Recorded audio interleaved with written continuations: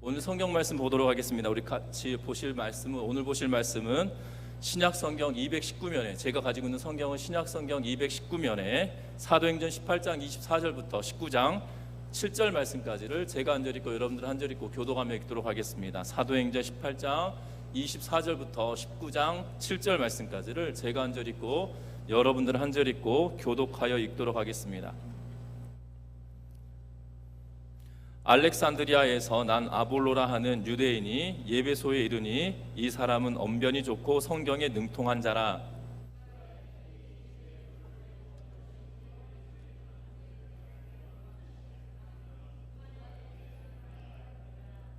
우리가 회당에서 담대히 말하기 시작하거늘 브리스길라와 아굴라가 듣고 데려다가 하나님의 도를 더 정확하게 풀어 이루더라.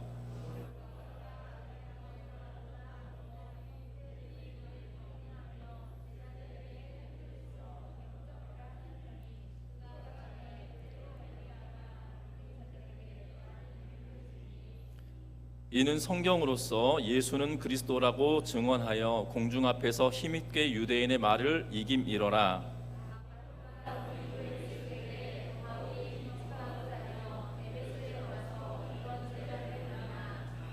이르되 너희가 믿을 때에 성령을 받았느냐? 이르되 아니라 우리는 성령이 계심도 듣지 못하였노라.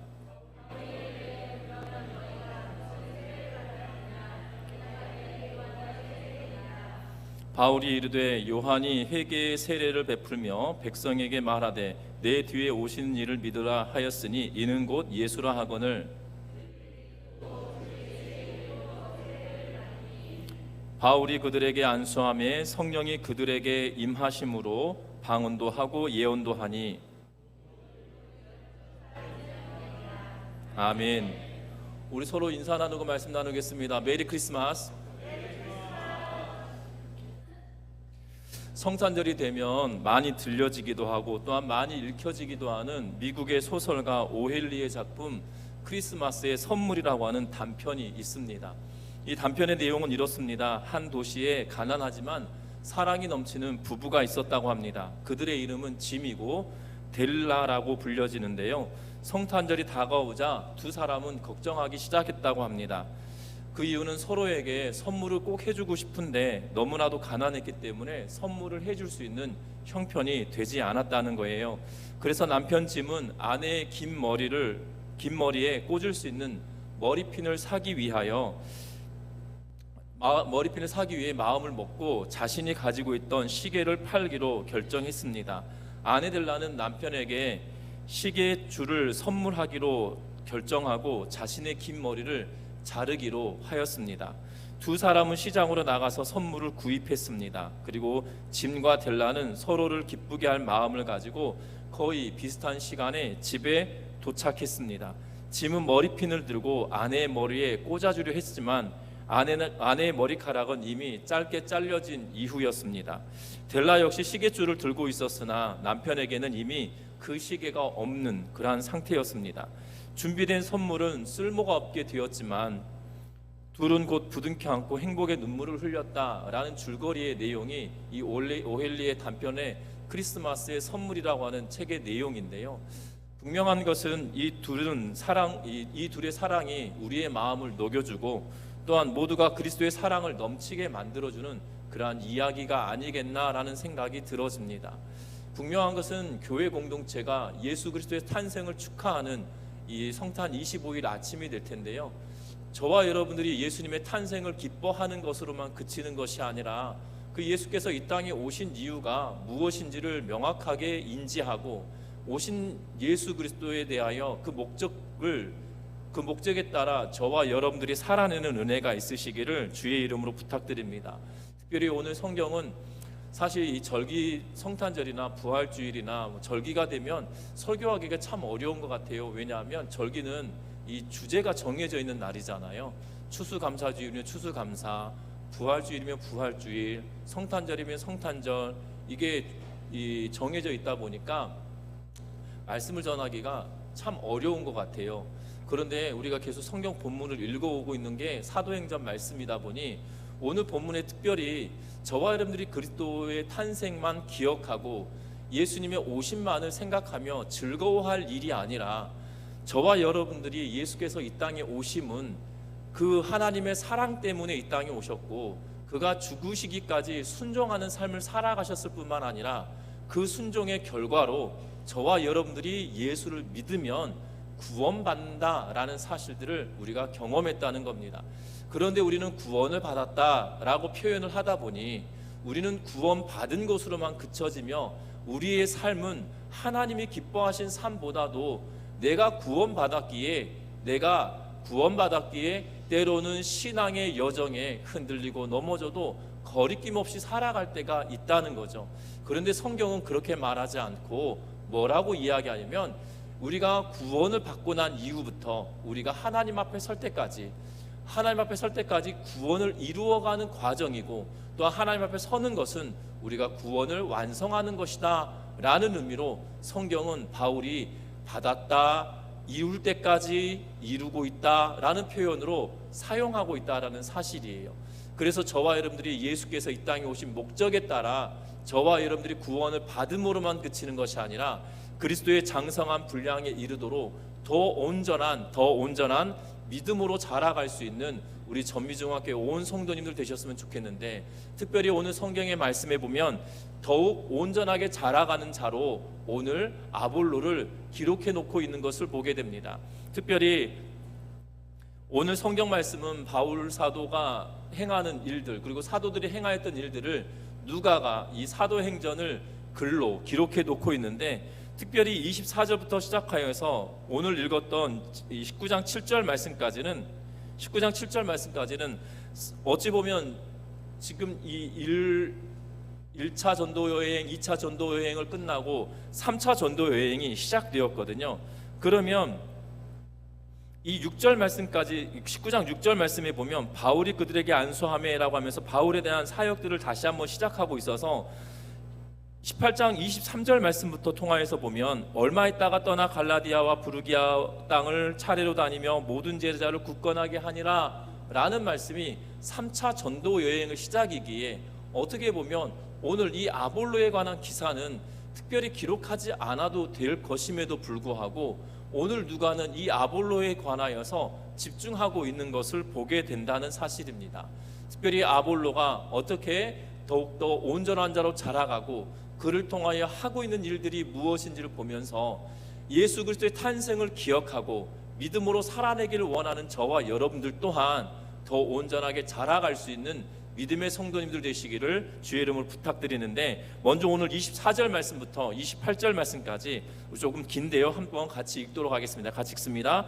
알렉산드리아에서 난 아볼로나 하는 유대인이 예배소에 이르니 이 사람은 언변이 좋고 성경에 능통한 자라. 그가 일찍이 주의 도를 배워 열심으로 예수에 관한 것을 자세히 말하며 가르치나 요한의 세례만 알 따름이라. 그가 회당에서 담대히 말하기 시작하거늘 브리스길라와 아굴라가 듣고 데려다가 하나님의 도를 더 정확하게 풀어 이르더라. 아볼로가 아가야로 건너가고자 하므로 형제들이 그를 격려하며 제자들에게 편지를 써 영접하라 하였더니 감에 은혜로 말미암아 믿는 자들에게 많은 유익을 주니 이는 성경으로서 예수는 그리스도라고 증언하여. 아멘. 오늘 이 앞에서 읽었던 것처럼 24절부터 시작하여 28절 말씀은 어떻게 보면 장소적인 개념으로 보면 24절에 보니까 예배소에 이르니 라고 이야기하고 있고, 또한 오늘 말씀에 또 등장하고 있는 브리스길라와 아굴라는 바울 사도가 고린도에서 만났던 사람들인데, 우리가 지난주에 보았던 18장 18절 말씀에 보면 바울은 더 여러 날 머물다가 형제들과 작별하고 배 타고 수리아로 떠나갈새 브리스길라와 아굴라도 함께 하더라. 바울이 일찍이 서원에 있었으므로 갱그레아에서 머리를 깎았더라 라고 이야기하고 있는 것을 보게 되는데요, 고린도에 있던 브리스길라와 아굴라와 더불어 떠나서 수리아로 향하고 갈 때에 이 두 사람을 어디에 머물게 하냐면 19절에 예배소에 와서 그들을 거기 머물게 하고 라고 이야기하고 있어서 브리스길라와 아굴라는 지금 예배소라고 하는 지역에 거하고 있고, 그때 마침 지금 알렉산드리아에서 태어난 유대인이지만 에베소에 있는 아볼로를 만나게 되었음을 이야기하고 있는 것을 보게 되어져요. 지금 누가복음을 잘 누가복음이 아니라 사도행전을 보면 누가가 이것을 기록하고 있기 때문에 바울과 같이 계속 동행하고 있는 그러한 모양새거든요.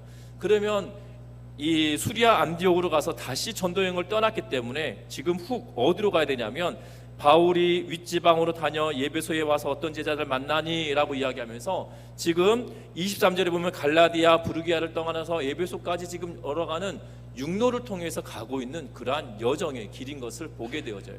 그런데 보면 그 중간에 이 아볼로의 사건을 싹 기록해 놓고 있는 것을 보게 됩니다. 분명한 것은 오늘 성경의 아볼로를 주목할 때 이 아볼로에 대한 태생에 관한 이야기예요.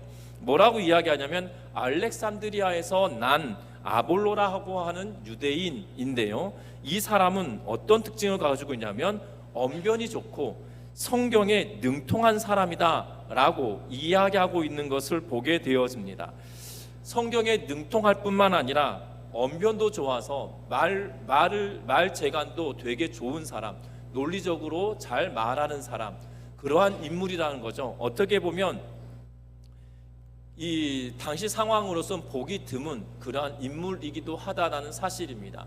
그런데 오늘 성경의 누가는 알렉산드리아에서 태어났다는 사실들을 정확하게 기록해 놓고 있는데, 그 이유는 다른 것이 아니라 이 아볼로라고 하는 사람이 언변이 좋고 또한 성경에 능통한 이유는 바로 알렉산드리아에서 태어난 이유 때문일 거다라고 추측할 만한 그러한 이유가 있다는 거죠. 이 알렉산드리아라고 하는 도시는 이집트에 있는 도시입니다. 이집트에 있는 도시인데 당시 이 헬라 문화권이라 불려지는 알렉산더 대왕이 세계를 정복하고 난 이후에 이 알렉산드리아라고 하는 도시를 세우는데요, 그곳에 유명한 것이 있는데 뭐냐면 도서관이 유명합니다. 당시 세계에서 가장 오래된 도서관 그러면 알렉산드리아고, 그리고 세계에서 가장 컸던 도서관 그러면 알렉산드리아에 있는 도서관이다라고 생각하시면 되는 거예요. 심지어 유대인들이 가지고 있었던 히브리 성경을 헬라어 성경으로 번역할 때 이 알렉산드리아에서 번역했다라고 하는 그러한 설도 있는 것을 보게 됩니다. 그래서 이 70여 명의 학자들이 히브리어 성경을 헬라어로 번역하였다고 해서 70인경이다라고 이야기를 하는데요, 그래서 이 모든 학문과 모든 지혜가 알렉산드리아에 모여 있다라고 해도 과언이 아닐 만큼 당시 알렉산더는 모든 학문에 이 집중되어지는 중심지라고 생각할 수도 있는 그러한 지역입니다. 고대 철학 그러면 그리스 아테네나 이 그리스 지역을 생각한다라면 철학의 도시는 그리스일 수는 있으나 학문이 집대성되어지고 학문이 집중되어질 수 있었던 곳은 도서관 중심이었기 때문에 어찌 보면 알렉산드리아가 지식의 이 중심지라고 불려지는 그러한 곳이었다는 거예요. 그러한 곳의 출신이었던 이 아볼로가 지금 성경에도 능통하고 말에도 능한 사람이었다라고 이야기하고 있는 것을 보게 됩니다. 그런데 이렇게 능력 있는 사람이었음에도 불구하고 그에게 부족한 것이 하나 있었다는 거예요. 그에게 부족한 것은 25절에 기록하고 있는데 같이 읽어봅니다. 그가 일찍이 주의 도를 배워 열심으로 예수에 관한 것을 자세히 말하며 가르치나 요한의 세례만 알 따름이라. 아멘. 지금 일찍부터 구약의 성경을 능통했을 뿐만 아니라 이 아볼로라고 하는 사람의 특징은 예수 그리스도에 관한 복음까지도 들어서 구약의 성경에도 능통하고 그리고 예수 그리스도에 관한 복음에도 명확하게 인지하고 믿고 있는 사람이어서 어찌 보면 바울처럼 대단한 학문적인 능력을 가지고 있을 뿐만 아니라 열정도 지식도 가지고 있는 보기 드문 인물이었던 것을 우리에게 말하여 주고 있다는 사실이에요. 그런데 그에게 약점이 하나가 있습니다. 그 약점은 요한의 세례만 알 뿐이다 라고 이야기하고 있다는 거예요. 그런데 이 요한의 세례만 알고 있던 그 약점을 가지고 있던 아볼로에게 브리스길라와 아굴라가 26절의 말씀에 보니까 그의 이야기를 듣고 그를 조용히 데려다가 하나님의 도를 더 정확하게 풀어 이뤘다 가르쳤다라고 이야기하고 있는 것을 보게 됩니다. 저와 여러분들 오늘 본문의 27절, 26절 말씀을 잘 살펴보면 어찌 보면 아볼로라고 하는 인물은 대단한 인물이지만 약점이 하나 있었던 그러한 인물이라는 거죠. 예수 그리스도에 관한 복음을 알고 있지만 예수 그리스도를 믿음으로 말미암은 성령의 세례에 관한 이야기보다 요한의 세례까지만 알고 있었던 그의 약점을 브리스길라와 아굴라가 그에게 보완하여 주고 있는 그러한 모습을 보게 됩니다. 어찌 보면 아볼로는 권위 있었던, 학문적으로 권위 있었던 사람이지만 그 약점을 사람들 앞에서 브리스길라와 아굴라가 당신 이거가 부족합니다라고 말한 것이 아니라 그를 데려다가, 여기서 보면 이 풀어 이르더라라는 표현은 가르쳤다라는 의미보다 함께 나누고 있음을 자세히 설명하다라는 의미로 말하고 있는 것을 보게 된다는 거예요. 다시 말하면 바울에게 들었던 브리스길라와 아굴라가 그의 복음에 대하여, 예수에 관한 복음에 대하여, 성령에 관한 말씀에 대하여 아볼로에게 다시금 자세하게 설명하며 그와 함께 있음을 이야기하고 있는 것을 보게 된다는 겁니다. 아볼로는 어떻게 보면 능력 있는 사람이었지만 약한 부분을 채워주는 은혜가 그들 가운데 있었다라는 사실이에요. 우리 전미중학교의 성도 여러분들, 우리도 마찬가지입니다. 어떤 분들이 장점이 있고 단점이 있어요. 그리고 그 장점이, 어떤 분들은 장점이 단점을 가리지 못하고 단점이 크게 보이는 분들도 계시고, 어떤 분은 장점이 크게 보이는 분들도 계십니다. 그런데 중요한 것은 교회 공동체는 그 단점을 서로 보완하며 합력하며 나아가는 그러한 공동체가 되어질 때 더욱더 온전하게 자라가게 되어진다는 사실들을 기억하셨으면 좋겠어요. 그런데 우리가 눈여겨봐야 할 것은 아볼로의 약점이 보였음에도 불구하고 브리스길라와 아굴라가 그가 말씀을 가르칠 때 아볼로 이거 당신이 잘못한 것 같습니다 라고 말하는 것이 아니고요, 그를 데려다가 보완하며 함께 협력하고 있는 모습에 우리는 집중해야 된다는 사실입니다. 우리 성도 여러분들, 이것이 교회 공동체이고 이것이 온전하게 살아내는 믿음의 삶을 살아가는 이들이라는 사실들을 주목하셨으면 해요. 어떻게 보면 저도 약점 있는 사람입니다. 그러다 보니 때로는 실수할 수도 있어요. 그러나 우리 성도님들이 참 감사한 것은 저의 약점과 실수를 정말 아름답게 가리워 주시고, 또한 때로는 격려도 해주시고, 또한 사랑으로 베풀어 주시는 걸 보게 되는데, 그것이 저만 느끼는 것이 아니라 온 성도들이 서로 느끼고 있다는 것이 너무나도 감사하다는 거죠.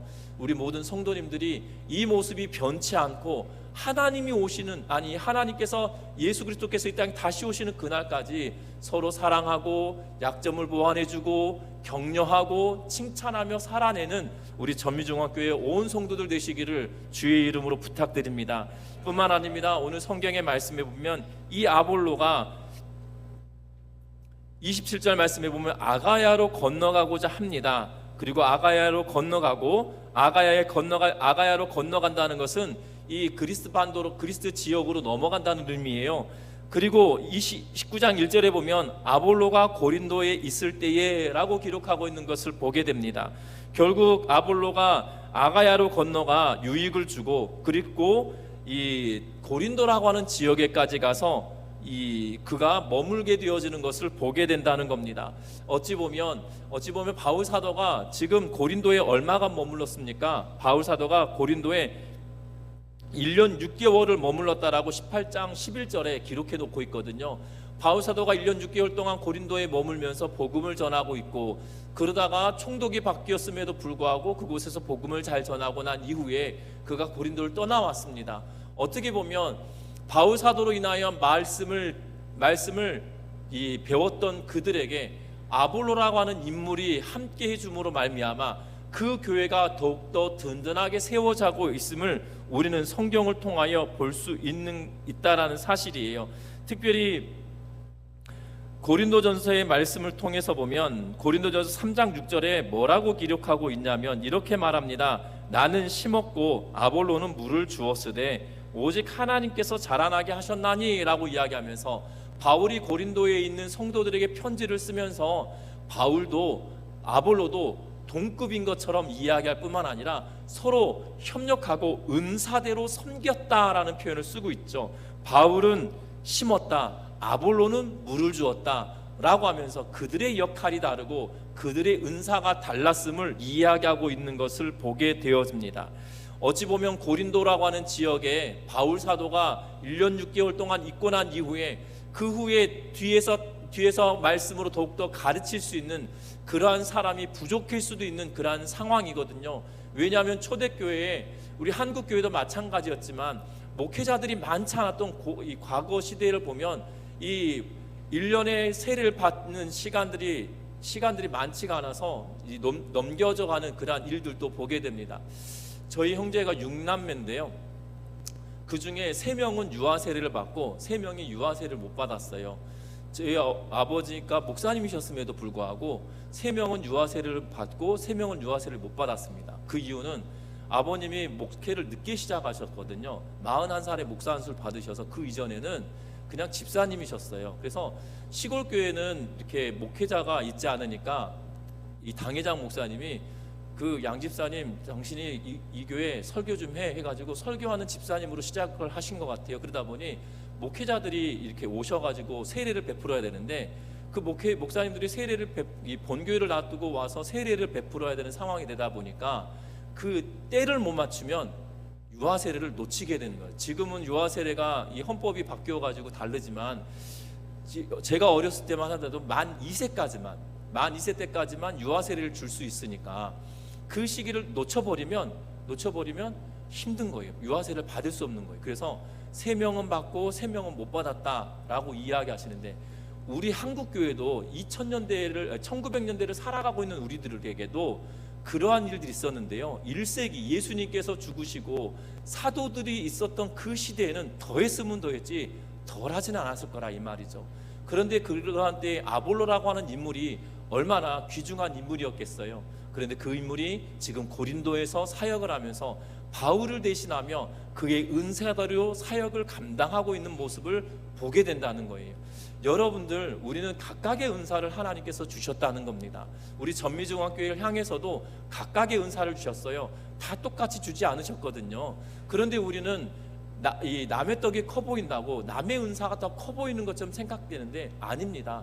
하나님이 나에게 주신 은사, 하나님이 나에게 주신 은혜가 무엇인지를 기억하면서 은사대로 교회 공동체에 사용되어지고 일을 감당하는 은혜가 있기를 주의 이름으로 부탁드립니다. 나에게 재능이 있는 것이 또한 나에게 은사일 수 있고 내가 즐거워하는 것이 나에게 은사일 수 있어요. 그렇기 때문에 저와 여러분들이 주어진 은사대로 정말 주의 몸된 교회를 든든하게 세워가는 우리 전미중앙교회 모든 성도님들 되셔서 더욱더 온전하게 세워가는 믿음의 공동체가 되시기를 주의 이름으로 부탁드립니다. 뿐만 아닙니다. 우리가 연약한 것을 채워주는, 부족함을 채워주는 공동체다라면, 은사대로 봉사하며 살아가는 공동체다라면 목적은 분명해야 된다는 거예요. 저와 여러분들이 목적이 달라지고 목적이 틀어진다라면 그 공동체는 흩어질 수밖에 없고 온전해지지 못한다는 사실입니다. 분명한 것은 목적이 분명해야 되는데 오늘 19장 1절 말씀 같이 한번 읽어보겠습니다. 19장 1절입니다. 아볼로가 고린도에 있을 때에 바울이 윗지방으로 다녀 예배소에 와서 어떤 제자들을 만나. 아멘. 오늘 성경에 보면 아볼로가 고린도에 있다, 그리고 바울은 윗지방으로 다녀서 예배소에 와 있다라고 이야기합니다. 그들이 고린도로 가고 또한 예배소에 와 있는 이유가 무엇입니까? 이 바울의 사역의 이 예배소에 있는 사역을 2절부터 시작해서 7절 말씀까지 이야기하고 있는데 결국 바울의 일은 예수의 이름으로 세례를 베풀고 예수의 이름을 전하는 일이었다는 거예요. 아볼로도 마찬가지입니다. 지금 고린도에 있을 때 어떠한 일을 하였습니까? 27절에 보면 형제들이 그를 격려하여 제자들이 편지를 써 영접하라 했더니 그가 가며 은혜로 말미암아 믿는 자들에게 많은 유익을 주니 이는 성경으로서 예수는 그리스도라고 증언하여라고 하면서 아볼로가 했던 일들도 예수는 그리스도라고 증언하는 일, 바울도 예수는 그리스도라고 증언하는 일, 예수께서 이 땅에 오신 이유와 목적에 대하여 분명히 선포하고 복음에 대하여 증언하는 일들을 해왔음을 분명하게 이야기하고 있는 것을 보게 됩니다. 바울은 바울에 관한 이야기뿐만 아니라 지금 이 아볼로에 관한 동일한 것은 뭐냐면 복음 사역에 참여하고 있다는 사실들을 우리는 주목해야 된다는 거예요. 우리 전미중학교에 온 성도님들이 믿음으로 더욱더 온전하게 세워가고 자라가는 것은 주어진 은사대로 살아가고 또한 협력하고 연약한 부분을 채워간다라면 그 이유는 다른 것이 아니라 복음을 위한 목적과 복음을 위한 이유 때문에 살아간다는 것을 기억하면서 믿음으로 복음으로 끝까지 살아내는 우리 전미중학교의 성도님들 되시기를 주의 이름으로 부탁드립니다.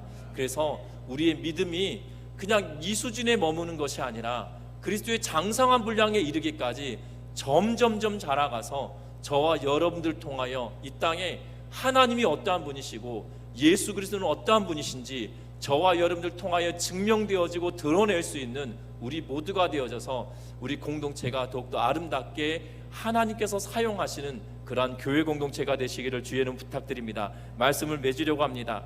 성숙한 그리스도인으로 자라간다는 것은 우리가 선택하며 가는 것이 아닙니다. 내가 연약한 부분을 보완해주며 가야겠구나, 그리고 은사대로 살아가야겠구나, 복음 위에 살아가야겠구나 라고 하며 선택하면서 살아가는 것이 아니라는 거예요. 여러분들 어린아이가 갓난아이가 태어나서 어머니가 주는 젖을 먹고 또한 음식을 먹고 성장해 갈 때에 이 아이가 마음속으로 이럽니다. 엄마가 주는 젖은 오늘은 이 절반만 먹고 키는 절반만 커야겠구나, 이렇게 선택하면서 성장하던가요? 아니잖아요. 간혹 이제 조금 의지가 커지면 간이 되어 있는 음식은 먹고 싶어 하고 간이 안 되어 있는 음식은 안 먹고 싶어 하는 애들이 생기기 시작하긴 하지만, 그러면서 편식하는 애들도 있긴 하지만, 분명한 것은 성장하는 데 있어서는 선택하고 골라서 하지 않는다는 거예요. 내가 오른쪽 팔에 힘이 세니까 오른쪽을 키워야 되겠다라고 하면서 오른쪽 팔만 엄청 키운다라면 우리는 그걸 보고 뭐라고 이야기합니까? 장애가 있다, 이런 표현을 쓰죠. 나는 오른쪽 다리가 힘이 세니까 오른쪽 다리는 놔두고 왼쪽 다리에 힘을 키워야 되겠다고 하면서 왼쪽 다리만 키웁니다. 그런데 오른쪽과 왼쪽의 길이가 달라져 버리면 우리는 그걸 보고 뭐라 합니까? 장애가 있다, 이런 표현을 쓰거든요.